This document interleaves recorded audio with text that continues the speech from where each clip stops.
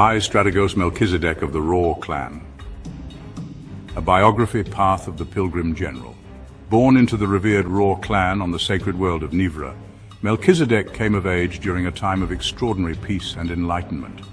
From an early age, he displayed an uncanny ability to perceive patterns in nature, in people, and in the currents of the cosmos.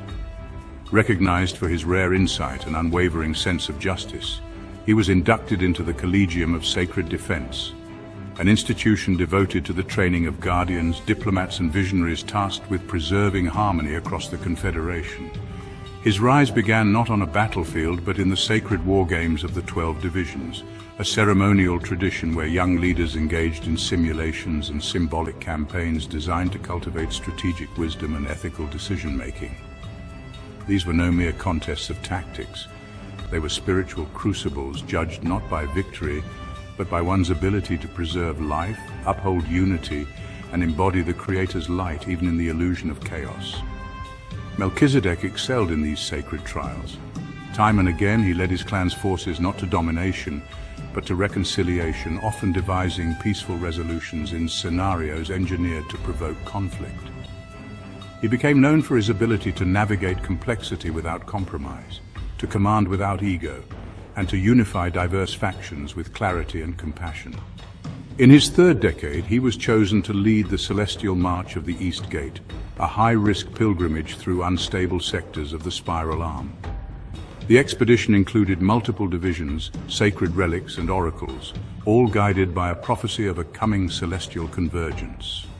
When cosmic storms and dimensional breaches struck the caravan, Melchizedek's leadership transformed a potential catastrophe into a miraculous deliverance. His actions during the march solidified his role not only as a tactician, but as a pilgrim general, one who leads through sacred responsibility rather than conquest. In later cycles, he joined the ranks of the Council of Preventive Defense, where he advised on interstellar contingencies, border anomalies, and the subtle rise of disharmony in distant systems. He championed the doctrine of preemptive unity, a strategy rooted in foresight, early diplomacy, and the precise use of non-lethal force to protect the innocent without inciting escalation.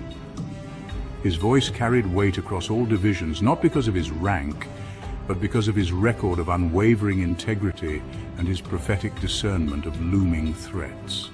When the first signs of the Maker corruption reached the inner worlds, whispers of a techno-sickness, anomalies in the source codes, and dark signals echoing from the deep, many in the High Council hesitated.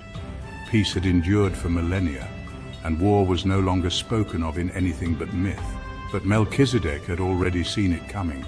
He alone had studied the subtle tremors in the web of harmony, foreseen the breaking of sacred accords, and warned of the malignant one's reawakening. He alone had led through the symbolic wars, the sacred march, and the perilous frontier.